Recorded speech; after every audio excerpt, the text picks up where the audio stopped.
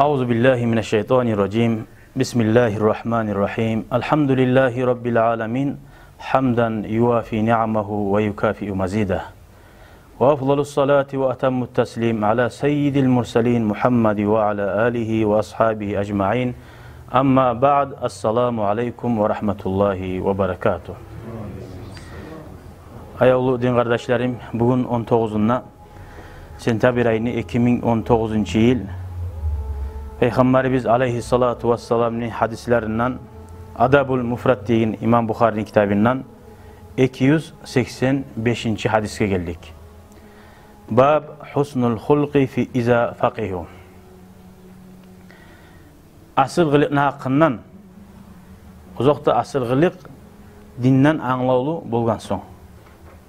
Bir-birde adamlar kültüre sana koya dinne tuguzat asıl tep sanağa o musa lab sogulgan kılık dinne.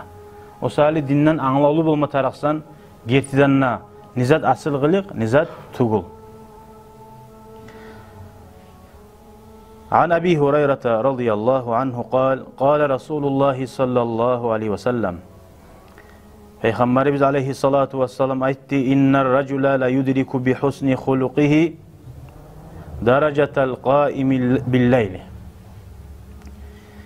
Gertidanna insan özünü aru asil kılığı bulan yetişe de bayta ur daracalaga geçiler yuhlamayı ibadet eten adam neşik daracalaga yetişamsa rahat sattı gulçu. Bari biz de biz geçe yuhlamayı ibadet etmeyi.